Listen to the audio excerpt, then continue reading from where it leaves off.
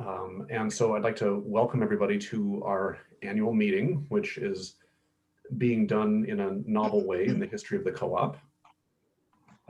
We're here on Zoom.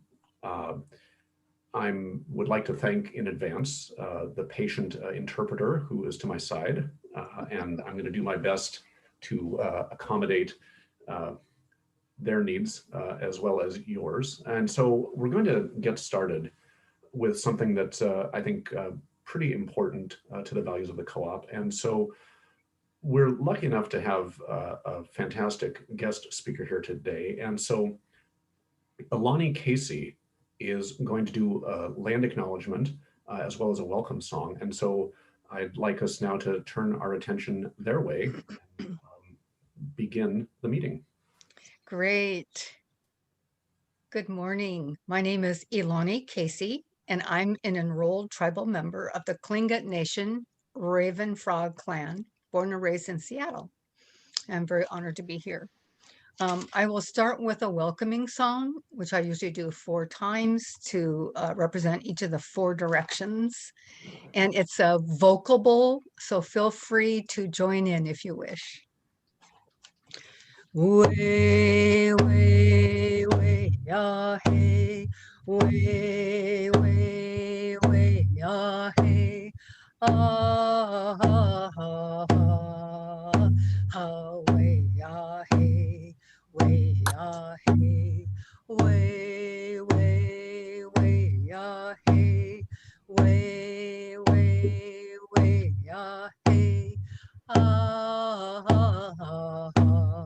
Ha ha, way ya hey, way ya hey, way way way ya hey, way way way ya hey, ah ha ha ha ha, way ya hey, way ya hey. Ganeshjish, that means thank you in my Tlingit language, Ganeshjish. And now I am going to do the land acknowledgement. Just want to say that every community owes the existence and vitality to generations from around the world who contributed their resilience and energy to making the history that led to this moment today. We recognize the people who were marginalized but refused to be non existent. Some were brought here against their will. Some were drawn to leave their distant homes in hope for a better life.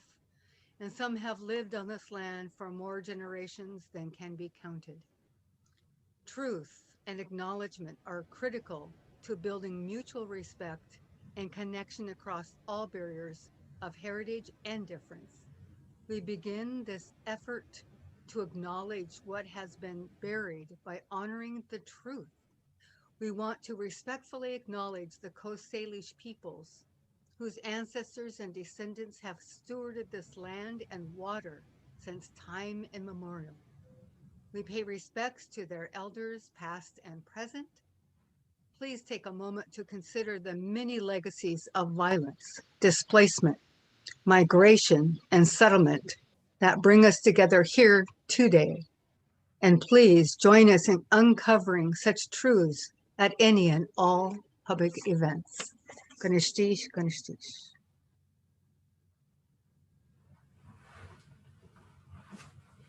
All right, thank you very much, Ellany. The next step in this meeting is the agenda review. And so the thing that's going to follow this is a board report, which I'm going to give. That's going to be followed up by a report from the Community Sustaining Fund. Next, we'll be hearing a staff report and an update on COVID-19. That will be followed by a finance report, and there will be some time for questions and answers during the finance report. There will be an update on the Eastside kitchen remodel. We're going to have a report on our new beer and wine department and how that's all proceeding. And of course, the election which just was held on Tuesday is not actually the only election that is up, and one that might even be more important is the election for board candidates. And we are going to have two of those candidates with us today. And so following the beer and wine report, there will be an opportunity to briefly hear from board candidates Jayana Marshall and Joanne McCaughan. Following that, we're going to hear about environmental justice from one of the members of the Eco Planning Committee of the board. And then finally, we're going to have a keynote address by Ellany Kayce on inspiring a just future. And so that is sort of the talking and listening portion of the meeting. That's going to be followed up with something that Zoom allows us to do. We're going to be doing breakout sessions. And we've got 1, 2, 3, 4, 5, 6 of those set up.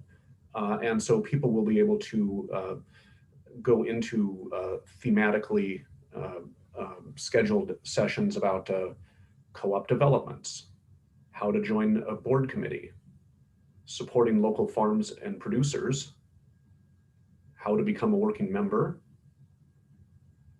co-op history, and inspiring a just future, which is a follow-on to the keynote speech. So we'll have a greater discussion and explanation of how that will work, but this is an opportunity for you, the people in attendance at this meeting, to actually talk a bit rather than merely listen. And following those breakout sessions, we'll have a brief wrap up and a farewell. So again, welcome to the 43rd annual Olympia Food Co-op annual meeting. So for the board report, I really feel like one of the things that we should do as part of the board report is actually remind ourselves of the mission statement of the co-op. One of the things that the board of directors is charged with doing is sort of using that document as operating principles. And so I thought I would read briefly through the co-op's mission statement. Okay, the purpose of the cooperative is to contribute to the health and well-being of people by providing wholesome foods and other goods and services accessible to all through a locally oriented, collectively managed, not-for-profit cooperative organization that relies on consensus decision-making.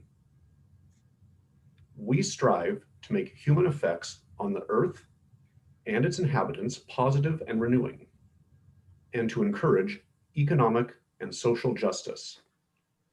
Our goals are to provide information about food, to make good food accessible to more people, to support efforts to increase democratic process, to support efforts to foster a socially and economically egalitarian society, to provide information about collective process and consensus decision-making, to support local production, to see to the long-term health of the business, and to assist in the development of local community resources. All right, as far as other parts of the board report, well, like many other aspects of operations of the board, of the co-op, the board has really been feeling the effects of COVID-19 in a whole variety of ways. One of which is that for much of the past year, we've also been having our meetings on Zoom. And just as many other functions of the co-op have been somewhat curtailed, a number of board functions have been at least scaled back. I think a few things that are really worth mentioning would be the fact that some of you who are still regular shoppers at the store might have noticed some new faces in the stores.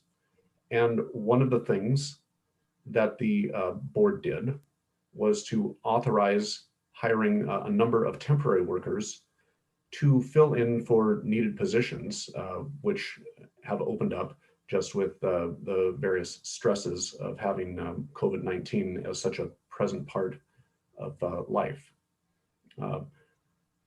Working members have also been putting in a whole bunch of effort, and the board has been very grateful for all of that work.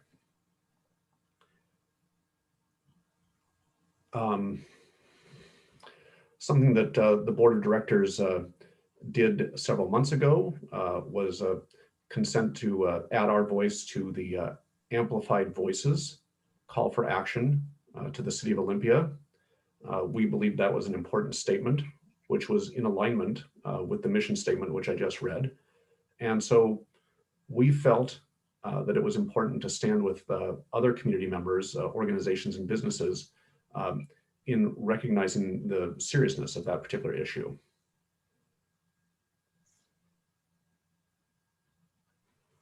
And finally, things that have been put on hold, but which we are hoping to have come up into the fore, was that much earlier in this year, in the before times, the board had initiated a committee for a capital campaign to see to basically raising money for financing some of the projects that we would like to see with the co-op. That group met approximately 2 times before all the events of COVID basically shutting down a lot of normal activities happened.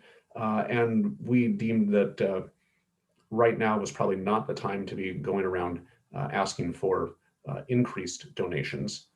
And so although we have a lot of hopes moving forward for that particular effort, right now it is on hold. And so I think that concludes a lot of the major things that I want to say about board activities. A lot of the other things that the board has been involved with, you're going to be hearing more about from our various speakers. And so at this point, I'd like to turn it over to, I have Desdra Donning on my list for the Community Sustaining Fund. And is Desdra here, or is Joanne going to be? There we are. Hi, Desdra. Hi, yep, I'm here. Hi, everybody. So I've been involved with the Community Sustaining Fund for a number of years. Being on the board, I created a position called liaison to the Community Sustaining Fund. So I've just stayed with them, even though I'm not on the board right now, but I really appreciate the work that they've done in the community for many years. And so the Community Sustaining Fund offers grants, small grants for community projects. And most of the money that comes to them to use for these grants comes through the roundup at the Register project that has been going on for many years. And the co-op has been wonderful to gather those funds at the Register. We do have something that I just like to remind people that they can ask for a simple reminder to come up for the cashier on the Register, just to ask them if they are wanting to round up. And it's only for those who regularly do it and just want the reminder. So that's a good one. It's really helped us as that piece has been going forward. Right now we are in the middle of the fall grant cycle. We have 2, spring and fall. And this one, because of the pandemic, we have changed our, we have a little more special criteria for this grant cycle, which is actually, the deadline is coming up on the 13th of November. So if you're knowing anyone that could use some funding, please encourage them, because right now, as I'm aware of, we have just one applicant so far, and we certainly have funds. So if you know of anyone, let them know. But the special criteria for the funds that the Community Sustaining Fund has, let me just go ahead and read them. We're looking for applications that align with the emergent social and health concerns brought to our community by COVID-19. We're looking for applicants that reach for system approaches regarding basic needs like food supply, emergency housing, and local economies, and those that account for the potential of continued physical distancing by utilizing available digital technologies that support social engagement. We those grants can go up to $1,000 is the most for those grants. We also, however, right now have teamed up with the Kiwanis Club, who asked us if we could help them disperse some funds through what they have of the Sue Lundy Memorial Fund. And in those funds, it could be up to $2,000 for a request, and that would be a separate application. The things that they're looking for in their criteria are projects that support young farmers, especially women, projects that assist in starting up CSAs, projects that facilitate connections between beginning and established farmers, projects that promote community gardens, and initiatives that provide support for single mothers with special needs and immigrant mothers and families. So that's their criteria. All of this is on the Community Sustaining Fund website, and also the application form that you can either fill out online or print and send to us. As I said, the deadline is now November 13th, so we're coming up on it. And because we've had so few applying, any of you listening here, if you know of any groups in town that really could benefit, and surely you do, send them our way, because the money is there and we'd really like to be able to be handing it out. I think that's mostly it. So thanks for the co-op for supporting this funding all these years. It's been really wonderful. I love working with the people that are involved in this and meeting the groups that come in that have such amazing things that they're doing for our community. So anyway, thank you, co-op, and I'm done. Thank you, Desdra. And thanks to the Community Sustaining Fund. That's been a long-term partnership with the co-op, and I always try to round up. Okay, our next item on the agenda. Oh, sorry, I forgot to mention at the beginning that this meeting is being recorded, and so if you look in the upper left of your screen, you might notice there's a little red button saying recording. If that's something that's important to you in terms of you valuing your privacy, you can do things like turn off your video feed or something like that. But it is important for folks to know that the meeting and its proceedings are being recorded for posterity. Okay, the next person up is Nichelle Buckingham, our personnel coordinator, who is going to give a staff report and an update on the proceedings of the COVID-19 task force.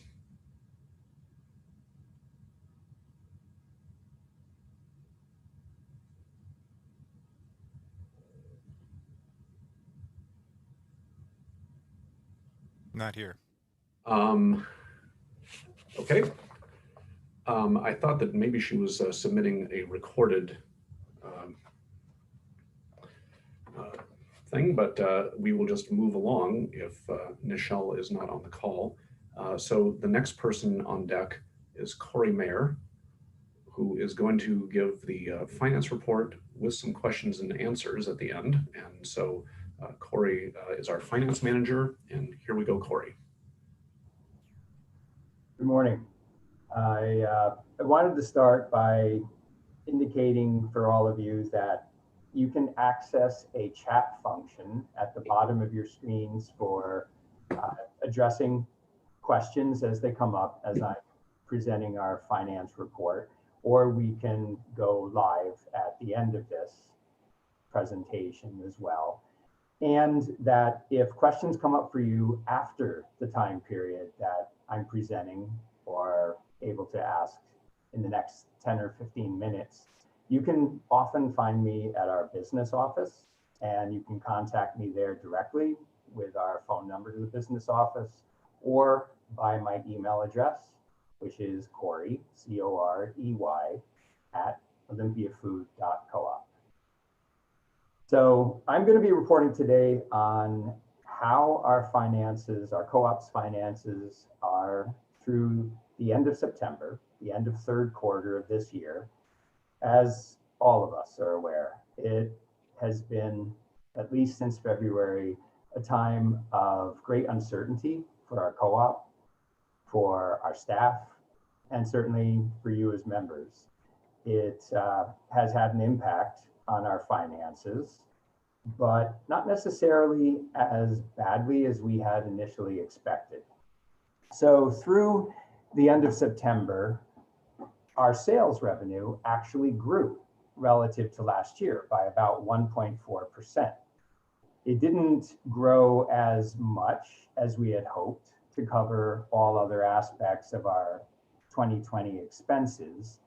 And of course, as many of you are aware, one of the major factors is that we've been unable to open our salad bar at the Eastside store for at least the last 7 to 8 months. First, because we were in the middle of working on creating a new kitchen, and then because COVID-19 hit, and we've, for our own safety and the safety of our members, have continued to not allow it to be open until we get word, official word, at least from the governor, that says it would be okay to open up that kind of sales area in our stores. So sales grew, even with that limitation. In other departments, we actually had greater sales growth that balanced out what we were not able to have through the salad bar. And our expenses also grew. We have added quite a few more hours for dealing with the situation through the online ordering program, through having extra staff hours or volunteers, board members, standing at our door, helping to regulate the number of customers that come into our stores. And we have had an internal COVID task force of staff members that are cooperatively leading our organization through making decisions, which have been pretty much on at least a weekly basis, of how we are to respond in ways that promote the safety and health of our staff and members while they are in our stores. So our labor expenses have greatly increased. We probably accrued more than 7,000 hours in these extra shifts to date.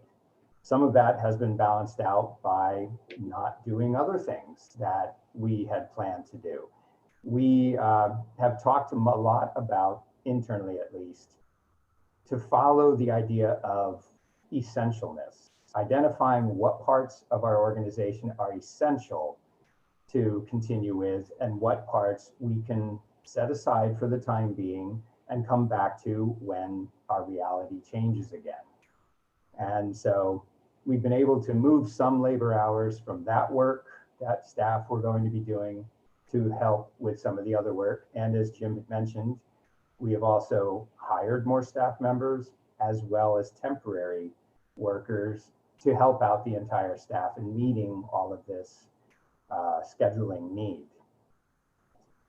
In addition, our supplies have greatly increased. Again, to maintain the safety and health of members and staff, we have had to expend a lot more money towards the purchases of gloves, masks, sanitizing equipment, etc.